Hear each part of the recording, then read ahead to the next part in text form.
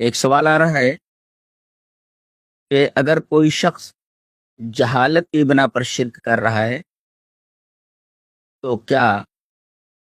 اس پر مشرک ہونے کا حکم لگایا جائے گا؟ جواب اس کا یہ ہے کہ اگر کوئی شخص لا علمی اور جہالت کی بنا پر شرک کر رہا ہے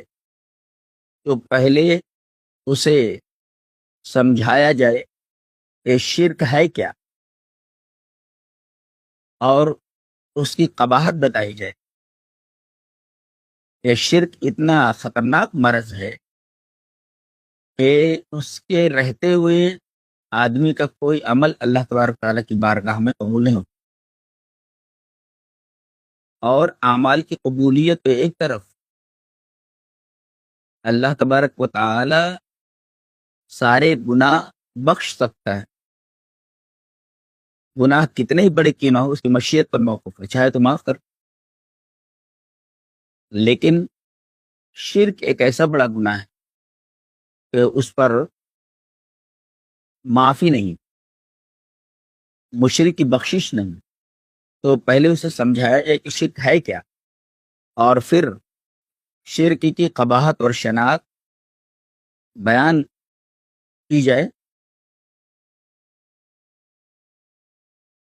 اگر شرک کو اس کے تمام پہلوؤں سے اس کے سامنے بات رکھ دی گئی،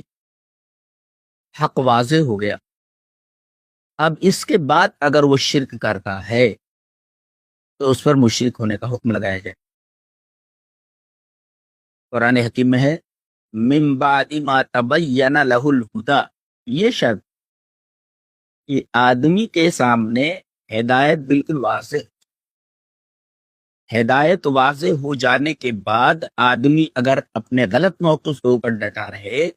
شرک پر ڈٹا رہے، تو اسے مشرک کہا جائے۔ یعنی سب سے پہلے اسے شرک کی قباحت اور شناخت بتائی جائے، ہدایت کو واضح کر دیا جائے، بات کو صاف کر دیا جائے، اس کے بعد حق اور ہدایت واضح ہو جانے کے بعد اگر آدمی اپنے اس غلط موقف کے اوپر ڈٹا رہتا ہے تو اس کے اوپر مشرک ہونے کا حکم لگایا جائے۔ اسی کے ساتھ ایک اور سوال بھی مقرون ہے، ملا ہوا ہے، کہ اگر کوئی شخص خلاف سنت عمل کر رہا ہے، یعنی بدعات کا ارتکاب کر رہا ہے، تو اس پر بدعتی اور مبتدع ہونے کا حکم لگایا جائے گا؟ جواب اس کا یہ ہے کہ بدعات کی دو قسمیں ہیں، بدعت مکفرہ اور بدعت مفسقہ۔ ایک بدعت تو ایسی ہے کہ آدمی کو کافر بنا دے، تو اگر ایسی بدعت کا ارتکاب کر رہا ہے جو بدعت سے کافر بنا دے، یعنی وہ بدعت مکفرہ کا مرتکب ہے،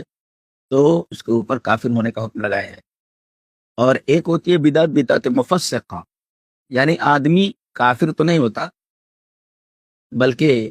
اس بدعت کی وجہ سے اسے فاسق و فاجر کہا جائے گا،